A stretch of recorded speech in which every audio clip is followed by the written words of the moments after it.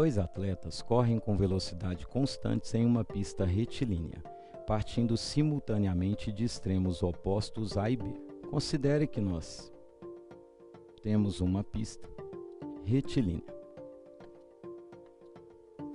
onde aparece o extremo A e aparece o extremo B. Ele fala que os dois corredores seguem sentidos opostos. O primeiro, nós temos uma velocidade VA, seguindo nessa direção. O segundo tem uma velocidade VB, seguindo nessa direção. Um dos corredores parte de A, chega em B e volta para A. O outro parte de B, vai até A e volta para B. Os corredores se cruzam duas vezes, a primeira vez a 800 metros de A. Considere o primeiro momento de encontro. Esse partiu de A. Por outro lado, esse seria o seu B. O que nós sabemos é que a nossa distância inteira eu vou representar por um valor D. Eles se encontraram a 800 metros de A. Significa que o B andou D menos 800 metros. Mas o A continua. O A vai até o valor de B e depois ele retorna, onde ele encontra a 500 metros de B. Então, nessa segunda parte, essa distância está a 500 metros de B. Ou seja, essa outra parte vai ser o D menos 500 metros. Se você observar, o que liga as duas situações é a velocidade constante. E para o nosso movimento uniforme, a velocidade de A vai ser a distância que esse A anda pelo tempo que nós temos. Só que eu tenho dois momentos diferentes. Eu tenho um momento T1 e eu tenho um momento T2. Mas o que eu sei é que o tempo para A e o tempo para B representam o mesmo. Se você tem a mesma velocidade, VA, a distância que o A andou para a primeira parte deu 800 pelo tempo T1. Essa mesma velocidade, ela pode ser obtida pela distância que o ar percorreu na segunda parte. O A anda todo esse pedaço, que é o nosso D menos 800, adicionado a esse pedaço que aparece, onde nós temos mais 500 metros de B. E você tem para essa distância um tempo T2. Então, nós montamos aqui uma equação com três incógnitas. Agora nós vamos analisar o B. A velocidade de B vai ser a distância que o B percorreu.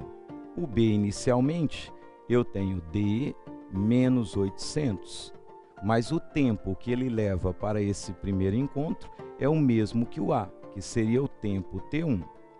Agora, quanto o nosso B andou para o segundo encontro? Ele anda toda essa distância, que representa o valor 800, mais a distância de volta, que representa o D menos 500, pelo nosso tempo T2. Eu posso tentar relacionar as duas coisas a partir dos tempos, que é a ligação entre os dois. Observe que essa expressão, eu posso passar o T2 multiplicando e o 800 dividindo. Então, T2 sobre T1 vai ser o D menos 300, tendo em vista que menos 800 com o valor 500 vai dar menos 300. O 800 passa dividindo. Nós montamos essa equação com o T2 e o T1. De forma análoga, passa esse para o outro lado. O nosso T2 sobre T1 vai ser o valor 300 mais D dividido pelo D menos 800. Veja que as duas equações possuem T2 sobre T1. Consequentemente, as equações são iguais. Podemos escrever, então, que o nosso T2 sobre T1 vai ser o valor 300 mais D dividido pelo D menos 800. E isso será igual ao D menos 300 dividido pelo valor 800. Multiplicando o cruzado, 300 com 800, nós temos 240 mil. 800 vezes D, nós temos 800D. Do outro, multiplicando o cruzado, agora a outra parte, D vezes D, D ao quadrado. D vezes menos 300, menos 300D. Menos 800 vezes D, menos 800D, menos 800 vezes menos 300, vai ficar mais o valor 240 mil. Posso simplificar o nosso 240 mil com 240 mil. Ou seja, caímos na equação D ao quadrado, o valor mais 800 passa menos 800, então nós chegamos menos 800 com menos 800 é menos 1.600, com menos 300, menos 1.900D.